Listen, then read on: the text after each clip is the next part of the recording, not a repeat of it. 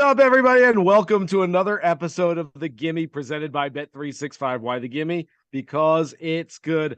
I'm Jason Sobel, coming to you from the luxurious media dining establishment here at the WM Phoenix Open. But trust me, I've been outside a little bit as well. I've talked to a lot of players over the last couple of days, had a lot of them on my radio show, and I've got a lot of insight from here at the golf course. He is Collin Wilson, not on site, but hey, Collin, you'll be in Cleveland soon, so that's okay.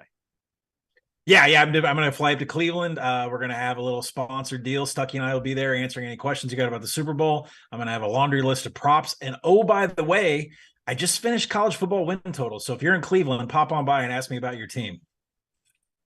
Phoenix, Cleveland. I can't tell which one of us got the better deal this week. We'll move on. Coming up, we've got our favorite outrights, props, our one and done plays, first round leaders. But first, the Gimme presented by Bet365, the world's favorite sportsbook brand. Sign up with promo code ACTION, ACTION, to get the Bet365's exclusive sign up offer in New Jersey, Colorado, Ohio, and Virginia. Bet $1 on any game, get $200. Let's take a look at the top of the odds board at Bet365. John Rahm, surprise, local boy, trying to make good. He's been here in the area for about 10 years now. When he first showed up, couldn't even speak a lick of English, learned how to speak English at Arizona State by listening to rap music. That'll teach you, kids. Tell your teachers, I gotta listen to more rap music to improve my English. He is plus 700 this week. Rory McIlroy plus 850. Spent some time with him earlier today. Let's just say I'm not so convinced that he's a big fan of the atmosphere here. Scotty Scheffler, the defending champion, plus 1,200. Xander Schauffele, plus 1,400. Collin Morikawa, we'll talk a lot about him on the show, plus 1,600. And Tony Finau rounds out the top of the board at plus 1,800. Collin, as always, for our portfolios, we've been given $100 to spend. We can spend them however we wish, but we've got to start with a couple of outrights. Where are you starting yours? Yeah, I think we have to go. Listen, this is a loaded field. Every big name that's in the official world golf ranking is here. And that's how I found Max Homa 22-1. I mean, this guy is above 20-1. He won the Farmers a couple of weeks ago. He has 2 top 20 finishes on this track. And there's a lot of stats you need to look at, a lot of course history for some of the guys that play this. But I specifically focused on where are you in your GIR, your greens and regulation from 150 to 175, and your 200 plus. Right now, Max Homa from 150 to 175 is 7th on tour. That's good enough for me. You're going to give me Max over 20-1. I'm going to take it. So I will put 5% on my bankroll starting with Max. I keep thinking that Max Homa is done winning, and then he keeps winning every single time he gets into contention. So why not keep playing him? And I do think this is a really good spot for him for those numbers you mentioned. I'm looking at the very same numbers, approach shots. I walked a handful of holes this morning on the back 9 of this golf course with Collin Morikawa. The swing looks buttery. The cut is working. I don't love the number because it's shortened up, and we'll tell you about that in a little bit. Opened up at a bigger number. Apparently, I'm not the only one on Collin Morikawa this week, or I've just bet so much on him that I've moved the lines. Probably the former, not the latter. He's plus 1,600. I'm throwing 20% of my portfolio on Collin, who's got top 3 finishes in each of his 2 starts this year, and the ball striking numbers, Collin, are through the roof. Yeah, I mean, listen, with Morikawa, I have a whale that I know in Vegas, and he hit Morikawa the second the number was released for this track. So you are not alone there in hitting that number. I'm going to go further down the board, somebody that may be considered a sleeper right now. I don't know how, because he's won this event before, but he is on the rise, and there are things going on with his swing coach that people need to know about. I'm going to take Ricky Fowler, 66-1, 5% of my bankroll. He won here in 2019. He had a 3-year hot streak at that time at TPC Scottsdale. And, he's gone back to his swing coach, Butch Harmon, last fall. He's not missed the cut since he made that change. He finished 11th at the Farmers a couple weeks ago. He's 32nd on tour right now in GIR 150 to 175. I mentioned that is a very important category. And at 66-1, if Ricky places top 20 here and he keeps on this ascending path, we're just not going to get this price again. So count me in for a guy that's not my favorite Oklahoma State golfer, Ricky Fowler, 5% of my bankroll.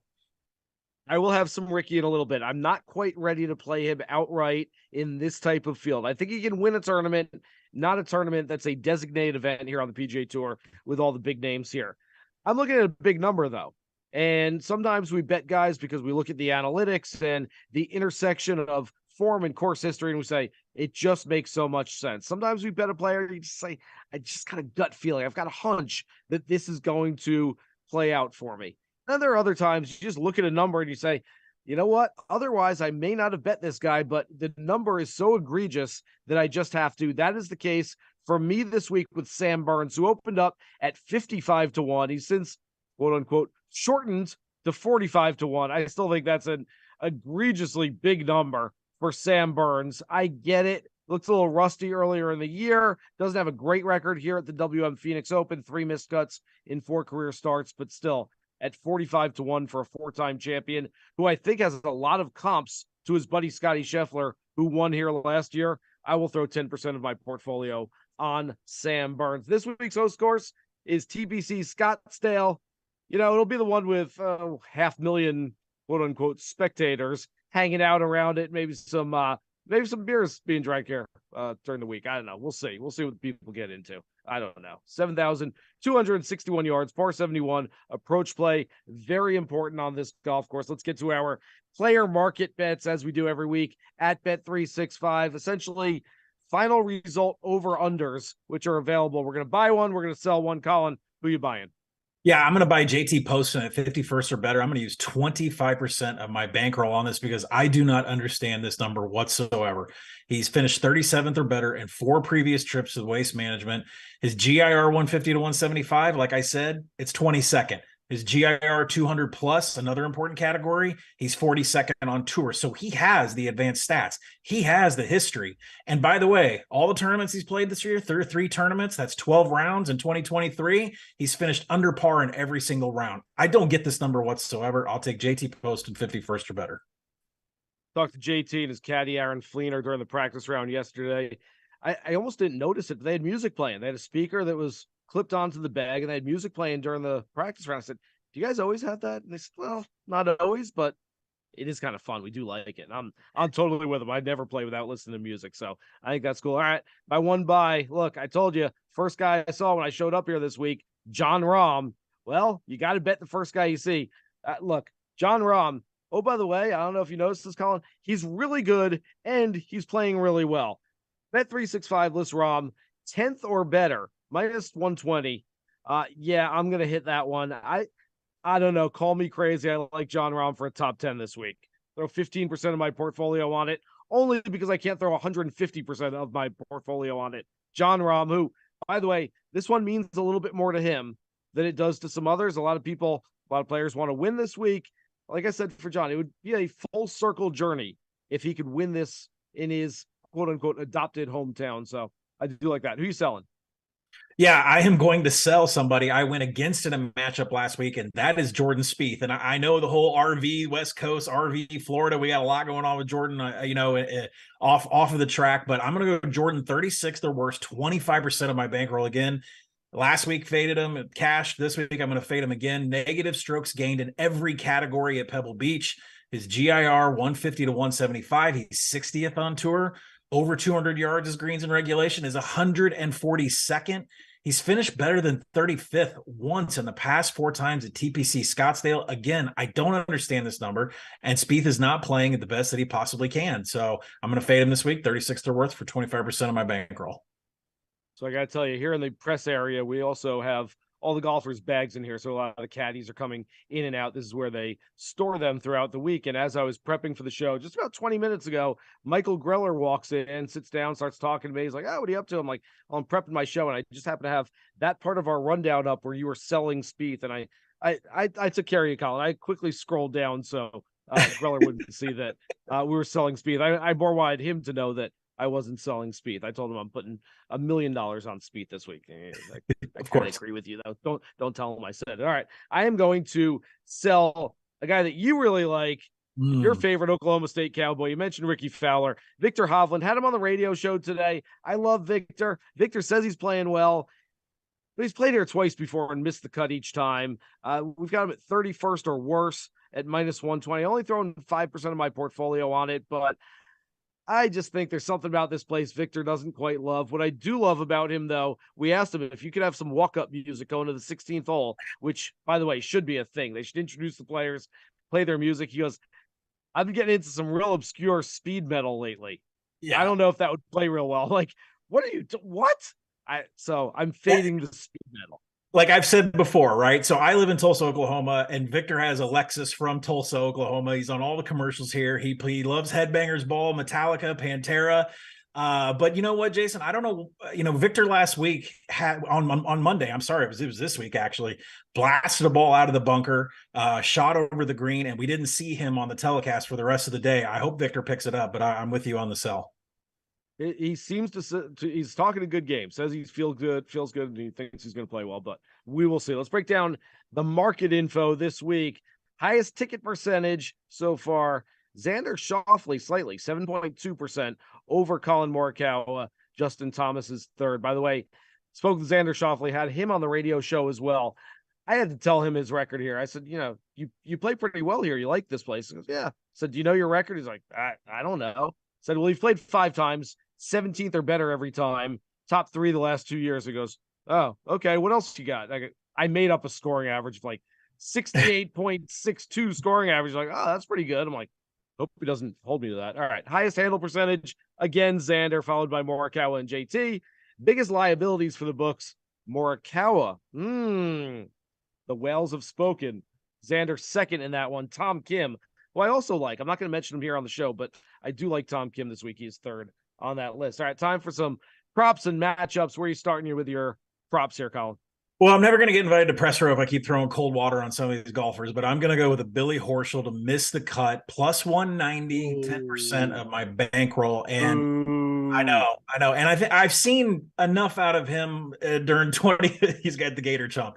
It's a great signing class by Billy Napier, by the way. Anyways, he's had a swing change. He's had some struggles in Hawaii.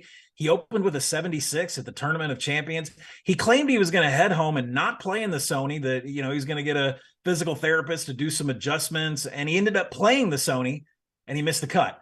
So, I don't know what's going on with the swing struggles. There was this one, I think the 8th hole, where he kept hitting it into the trees a couple times from the rough. So, decision-making, swings, things are not going good. I'm going to take the plus 190, 10% of the bankroll on Billy Horschel to miss the cut. I hate to do this.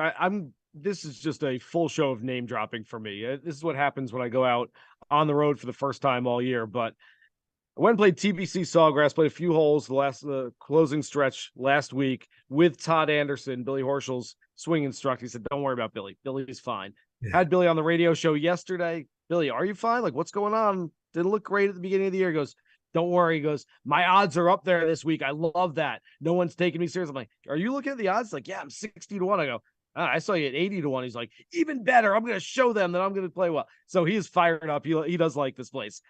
I'm staying away from a Billy Horschel fade. I like most of what you've done plus here. 190. So it's plus 190. So I get some juice. All right. My prop, I'm going with Sungjae Im, who has been fantastic so far this year. Whenever we talk about this being a second shot golf course, Sungjae is a guy that I look towards. I'm going top 10. That's a little conservative. Plus 260. I'm throwing 20% of the portfolio on it, but Sungjae is a guy that I do like this week. How about matchups? Where are you going? Yeah, I'm going with Sungjae, who is completely underpriced in DFS markets right now. Take that as you will when you make your lineups, but I'm going to take Sungjae Im minus 110 over JT, 10% of my bankroll. And listen, there's just everything in the analytics that you need for this course favors Sungjae more than it does JT here. It's a huge strokes gain putting boost, this being Bermuda, firm and fast. Sungjae is 4th on the tour in GIR percentage, 200 plus yards. Other categories where Sungjae is better than JT, par 4 scoring, ball striking, the tee to green, everything says Sungjae is going to beat JT in a matchup. I'll put 10% of my bankroll on it.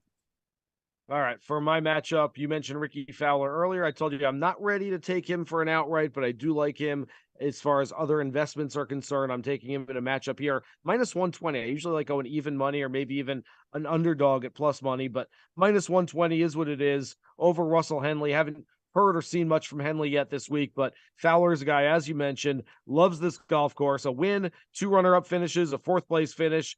Looks confident, feeling good. Got to play Whisper Rock a couple times earlier this week. I just think there's good things coming over the next few weeks for Ricky Fowler, starting with this one. All right, we're throwing in a little wrench here this week because you and I wrote a piece for Action Network where we broke down these cross-sport props Super Bowl in town here in Phoenix, the WM Phoenix Open, of course, and some of these books have these cross sport props where you can do a little damage if you do your due diligence, which we tried to help you with. Again, you can find that piece at actionnetwork.com and the Action app. Which one of the four that we broke down are you going with?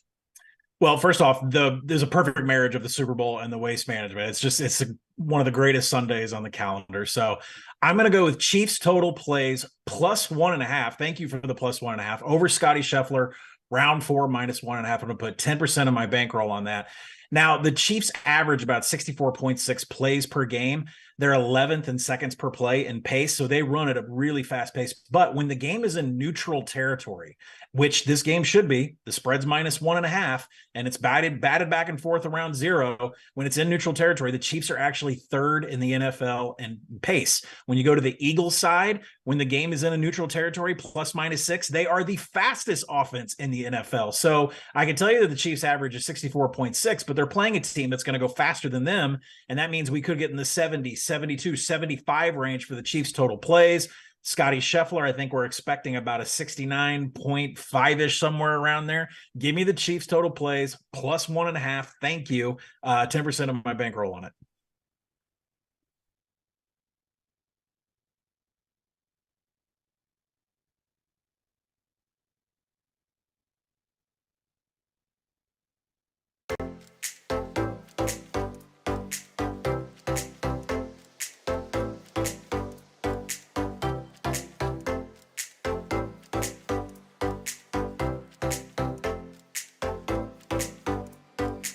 Once, even if he only makes 5 or 6, I still think that's going to be good enough. So I'm taking Rory in that prop this week. All right, let's get to our first round leaders. Finally, Collin, it's been a month of multiple courses and trying to figure out, well, does your book have everyone together, or does it separate them by golf course and where are the edges? What everyone plays the same golf course. Finally, this week, we can pick some first round leaders. Where are you going with yours?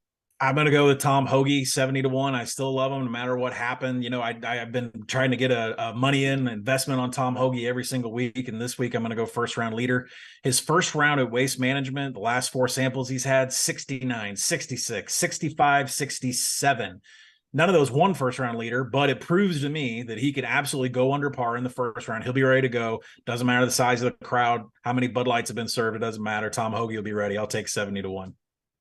Tom Hoagie played the Pro-Am today with Albert Pujols. Talk about the Mutual Admiration Society. We had them both on the radio show, and Hoagie's sitting there talking about, like, man, Pujols, like, his swing speed is amazing. The guy's one of the best baseball players ever. Pujols, meanwhile, is giving credit to the guy, like, man, he walks 18 holes every day. That's really hard on your body. And I'm like, Hoagie, he's giving you credit for walking. Wow, that's pretty good. It's like, man, that guy's an athlete. I'm just a golfer. So in any case, I like the Hoagie play. I'm going with a guy that's had a ton of success here over the years. You mentioned him earlier, but Hideki Matsuyama plus 4,500 for a first round lead. I'm throwing 10% of the portfolio on it. He's got a couple of 65s. Each of those occurred in his winning years in the first round. He's got an overall first round scoring average here of 67.56. That is very good. Hoping for one of those 65s this week could get him another first round lead and cash those tickets. All right, we'll make a one and done selection every week here on the show. One and dones are becoming more popular than ever. Who should the people go with this week, Collin? Well, I'm going to agree with you. I'm taking Hideki Matsuyama as my one and done. No other track does he have this much consistency year in and year out. You can trust him here. And usually with Hideki, when you're making a bet on him, you're like, is the putter going to show up, right? Not here at the Waste Management. It always shows up. He's gone a full season of putts per round at 29 or better here on the TPC Scottsdale. So I have no worries taking Hideki here. So I hadn't made a bet during the show on Xander Schauffele, but it's really just because I don't like the number. I think the number's a little too short. I do like sitting on your hands for a little bit, see if he throws up maybe a 1 under 70 in the opening round, trails by 5 or 6 shots going into Friday. That's when I would jump on him, when he's not out of it, but not quite near the top of the board. Maybe get a number closer to 18-1, 20-1, and I think that would be a really nice play on Xander. Oh, by the way, I forgot to tell you that last week I said to fade Justin Rose. You had wanted to take Justin Rose somewhere. Justin Rose wins. I texted you on Friday morning and said, hey, you're going to hate this, but I just played Justin Rose live. So I know you wanted to have him last week. Hopefully you got some live Rose as well. had a piece, but I'm glad that we both cashed on that. Justin Rose is back in form, hopefully, and I saw him on Instagram hanging the trophy up today, so good for him. There we go. All right, recap of the portfolios from today's show. Collin with outrights on Homa and Fowler, buying Poston, selling Spieth, prop on Horschel to miss the cut, matchup on Sunjay Im, first round leader bet on Tom Hoagie.